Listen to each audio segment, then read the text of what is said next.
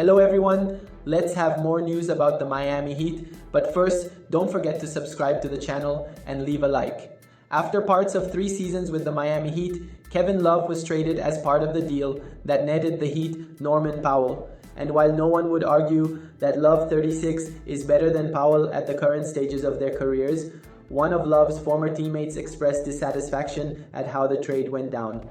In the deal, Love, along with Kyle Anderson and a second-round pick, was acquired by the Utah Jazz, who sent John Collins to the Los Angeles Clippers, who shipped Powell to Miami. Love, who joked afterward that he was a math problem in the trade, was effectively that, a relatively small part to help complete the larger 3-team puzzle. Still, Channing Frye, one of Love's former Cleveland Cavaliers teammates and a close personal friend, did not like one aspect of the trade. I will say this, my understanding was that Kevin was going to be that next guy for Miami, right? The next guy, the next Udonis Haslem, the next guy that was keeping that locker room. To have a great locker room, your 15th guy, your number 1 guy, your coach, your GM, your owner need to be on the same page. They need to buy into what you're selling. And Kevin was bought in 1,000% in Miami, Fry said on the Road Trippin' podcast. Now, do things happen? Yes, but I think when you're telling somebody at that age, hey, we want you here, this and that, you got to give them a call to explain like, hey, here's why you're going here. Here's our thought process. Just that level of respect. It's not like it would have changed anything, but the communication is what I didn't appreciate necessarily from that thing. Love has played 17 seasons in the NBA and until Monday had only been traded once before. In 2014, he was famously dealt by the Minnesota Timberwolves to the Cleveland Cavaliers for, among other players and picks, number 1 draft pick Andrew Wiggins. He won a championship with the Cavs 2 years later alongside LeBron James and Kyrie Irving, as well as Road Trippin' co-hosts Fry and Richard Jefferson. In February 2023, Love and the Cavs agreed to a contract buyout, and he shortly thereafter joined the Heat, who reached the NBA Finals in his first season with the team. Love has averaged increasingly less playing time in his 3 seasons with Miami. After averaging 19.9 minutes per game in 2023, he played 16.8 minutes in 2023-24 and 10.9 this past season, which included the death of his father, Stan, in April. Kevin Love is expected to be bought out by the Jazz, which would enable him to sign essentially anywhere. Fry, though, said he would prefer to see Love end up with either the Portland Trail Blazers, Love's hometown team, the New York Knicks, where Love primarily lives, or return to the Cavs. The Terry Rozier trade has been an absolute bust for the Miami Heat, and because of that, they're finally making the realization that Charlotte Hornets and Boston Celtics fans had made years ago about Rozier. It's that while Rozier was a good story when he was an underrated and overlooked player, he's been far from that as soon as he landed the big contract from the Hornets. The Celtics passed on paying him, the Hornets took a chance, and the Heat are paying the ultimate price. Miami is quickly realizing that even in the final year of his contract, Rozier is pretty untradeable at this moment. Perhaps that will change the closer we get to the NBA trade deadline, but it doesn't appear as if Miami is going to have any chance to move him before the start of the season. And for a team that is looking to turn the page on the Rozier era, Miami is pretty much stuck with the combo guard for now. It's certainly not as simple as this, but there's a strong argument to be made, with a ton of evidence behind it, that Rozier has been playing out of his comfort zone for the past few seasons.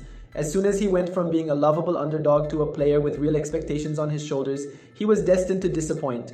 I wouldn't even say Rozier has failed as a player, because he's had some really statistically productive seasons even after moving on from his original role with the Celtics. However, he has disappointed as a player who simply hasn't lived up to his contract.